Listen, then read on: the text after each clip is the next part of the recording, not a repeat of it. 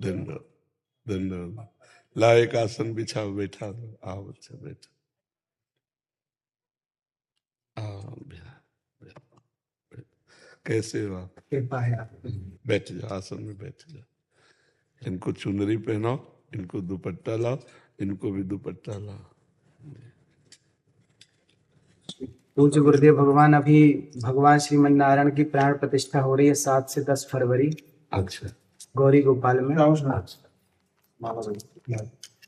श्री चरणामणि। कौन से ठाकुर विराजमान? भगवान श्रीमन नारायण, भगवान श्री सीताराम चंद्र। अच्छा, कोई ठाकुर जी विराजेंगे।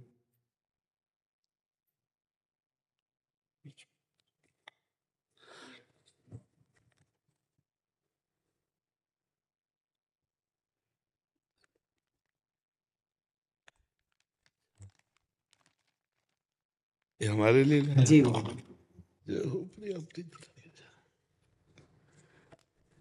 श्री जी को पहले अर्पित कर देना, जाकर के तो बस इतना अपने जीवन में ध्यान रखना कि कभी अर्थ की लोलुपता ना आने पाए, धर्म की प्रधानता रहे और वाणी शास्त्र संयम से रहे और अर्थ चरणों में रहे। मस्तक पर कभी अर्थ न चढ़ने पावे। अर्थ नहीं, मस्तक तो सिर्फ भगवान के लिए है, अर्थ चरणों में, मस्तक पर भगवान और वाणी में शास्त्र सम्मानित शब्द, तो सदैव विजयी रहोगे। जहां कहीं हमारे अंदर अर्थ की प्रधानता आ जाएगी, दिमाग अर्थमय हो जाएगा, वहां हम हार जाएंगे। संसार में अर्थ ही सब कुछ नहीं होता, एक प्रतिष्ठा भी होती है। तो आप अपने पीछे भी जैसे आए थे तो आपको यही कहा था कि बहुत सावधान, क्योंकि अगर 100 लोग आपको प्रणाम करने वाले हैं तो 5 आपको गिराने वाले भी हैं। उन 5 के सामर्थ्य आप तक ना पहुंच पाए, इसलिए अर्थ प्रधानता मत रखना, सदैव धर्म का आश्रय रखना और वाणी से शास्त्र सम्मत, जो शास्त्र सम्मत नहीं थे, जैसे हमसे कोई पूछा तो हम कहते थे हमको ज्ञान नहीं, हमने संतों से सुना है, जो शास्त्र से पढ़ा है वो हम आपको बता देते, जो नहीं पढ़ा हमें नहीं ज्ञान, बस भगवत प्राप्ति की चर्चा कीजिए। जैसे कोई प्रश्न करता है तो ऐसे जरूरी नहीं कि हर प्रश्न का उत्तर हम दे दें। निमि जी महाराज नवयोगीश्वरों से प्रश्न करते हैं कर्म के विषय में और कहते हैं यही प्रश्न हमने सनकादि से किया था, उन्होंने उत्तर क्यों नहीं दिया था? तब निमि जी को नवयोगीश्वर में योगीश्वर बोलते हैं, उस समय आपकी बाल्यावस्था थी, आप अनाधिकारी थे, इसलिए सनकादि ने आपको उत्तर नहीं दिया। तो जरूरी नहीं कि अनाधिकारी को उत्तर दिया जाए। अगर अनाधिकारी अनाधिकारी है तो मौन, हम असमर्थ हैं आपके प्रश्न के उत्तर। दूसरा प्रश्न कीजिए। कहीं भी निमंत्रण हो, कहीं भी आपको बुलावा हो, पहले देखो कि मुझे यहाँ जाने से धर्म प्रतिष्ठा इस पे आंच तो नहीं आएगी। अगर आंच आ रही बिल्कुल ना। अगर हमारे धर्म की प्रतिष्ठा हो रही है और हमारे समाज इस बात को प्रशंसा करेगी तो हम जाएंगे, अन्यथा नहीं जाएंगे। ये जीवन में आप कोई सहयोगी नहीं, आपका भगवान के सिवा कोई सहयोगी नहीं है। जिसको तुम सहयोगी मानोगे वही तुम्हारी जड़ काटने की चेष्टा करेगा। तुमको अपने पैरों के बल खड़ा होना है, भगवान के बल से। हमारी बात एक एक सूत्र समझ लो।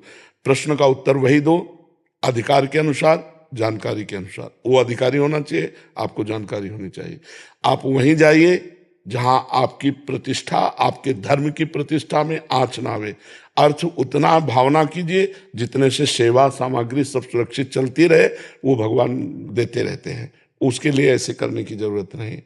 अगर हमारी सात्विक प्रवृत्ति से यश प्रवृत्ति बढ़ रही तो कोई हानि की बात नहीं, लेकिन यदि वो थोड़ा भी गिर करके बढ़ रहा है यश, तो वो यश सम्माननीय नहीं होता। साधु सभा में यश वही सम्माननीय होता है जो धर्म के अनुसार और गौरव के अनुसार बढ़ता है। तो आप गौरववान बनिए और धर्मनिष्ठ बनिए, जो आपके जीवन को आगे और प्रकाशित करे। कोई सहयोगी नहीं, पहला शब्द याद कर लो।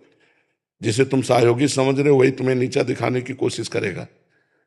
आपको अगर उन्नतिशील बहुत समय तक टिके रहना है धर्म क्षेत्र में, तो आपको अपने पैरों के बल खड़े होना पड़ेगा। इसके लिए आपको परिपक्व रहना होगा, स्वयं परिपक्व रहना होगा। यश बढ़ने में वर्षों लगते हैं, धूमिल होने में 2 मिनट लगते हैं। 2 मिनट में सब चौपट हो जाता है।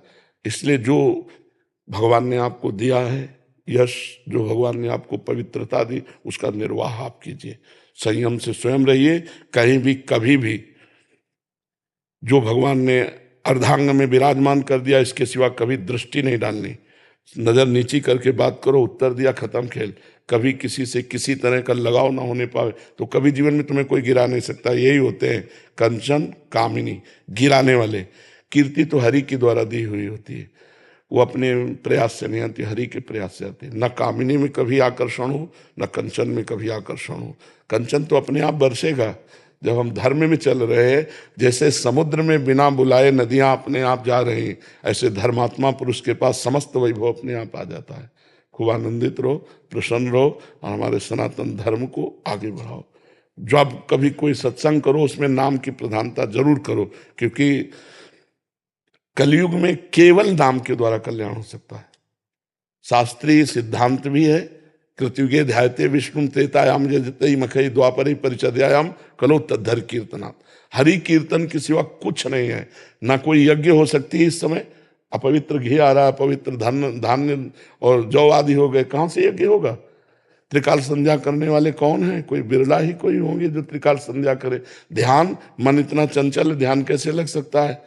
पूजा, इतनी वासनाएं बढ़ी हुई हैं कि उपासना कैसे बन रही? तो एक ही रह गया है, नाम जप, नाम कीर्तन, गुण कीर्तन, श्रवण, बस इसी के द्वारा भगवत प्राप्ति हो जाएगी।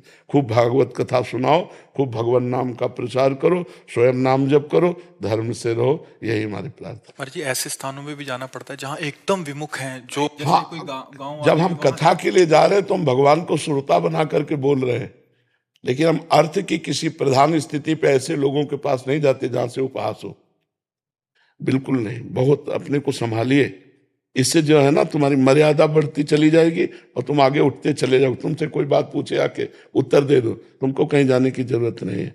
उसे अर्थ की व्यवस्था की मत सोचो कि इतनी माताएं, इनकी व्यवस्था भगवान देने वाला है, वो घर बैठे सबका पोषण करता है, सबका पोषण हो रहा है। कभी किसी से ऐसे नहीं, देनहार कोई और है, देत रहे दिन रात। बिल्कुल, ये थोड़ा सा सुधारो। हम अपने घर की बात कर रहे हैं, ये लोग पवित्र यश कीर्ति में धूल फेंकने वाले लोग हैं, अर्थ को ठोकर मारो। तभी का अर्थ को रखो चरणों में और भगवान को रखो दिमाग में। निर्वैर हमारा जीवन होना चाहिए। तो ये बहुत बड़ी क्षमता है और बहुत बड़ा यश है, दोनों को संभाल लो। अब ऐसी जगह मत जाना जहां जाने से थोड़ा भी कोई विक्षेप करे, थोड़ा भी कोई तुम्हारे ऊपर अंगुली उठावे। घर बैठे सब होगा, हमारी बात मान ले, घर बैठे सब होगा, अपने आप सब आएगा, तू चिंता मत कर, तू आगे बढ़ और भगवान सहयोगी है। हमें ये बहुत अच्छा लगा कि जैसे सैकड़ों माताएं हैं ना, बहुत उत्तम बात है बच्चा। बूढ़े बाढ़े इनकी कोई सेवा नहीं कर रहा, जैसे सेवा करना बहुत बड़ी बात है बच्चा। इससे भगवान बहुत जल्दी प्रसन्न होते हैं।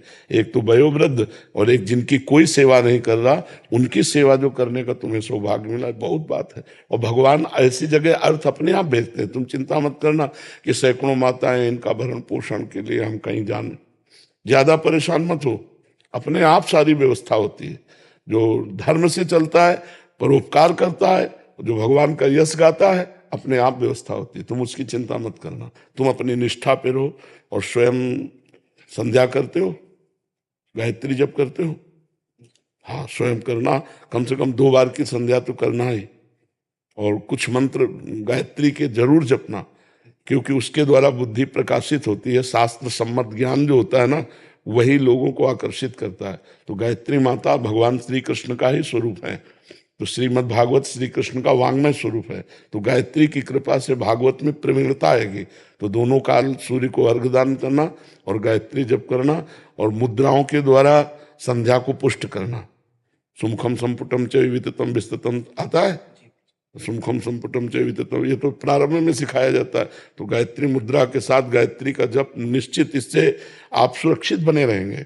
गायत्री देवी बुद्धि को प्रकाश करने वाली है। ठीक है बच्चा? कल रात्रि को गुरु जी सुबह स्वप्न में भगवान श्रीमन नारायण का ठाकुर जी विराजे थे मंदिर में, और स्वप्न में भगवान जी के पास जाना हुआ। भगवान जी मंदिर से बाहर आए और गोद में आकर के बैठ गए। ये स्वप्न जब से मैंने देखा तो बस दिन रात वही चलता। हाँ, बहुत कृपा है। ऐसा लगता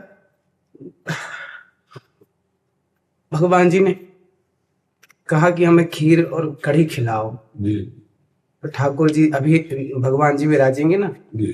तो मैंने बोला कि सबसे पहले ठाकुर जी को वही भोग लगाएंगे। नहीं, पवित्र हृदय में भगवान का प्रकाश होता रहता है। आप बहुत पवित्र हृदय वाले हो, बहुत सावधानी से बस चलते रहो, क्योंकि ये बात हमारी पकड़ लेना, कोई तुम्हारा साथी नहीं है, भगवान के सिवा कोई साथी नहीं है। अपने आप को सुरक्षित रखने के लिए बस सावधानी रखो, निष्कलंक जीवन व्यतीत होना चाहिए। ठीक है। धन्यवाद।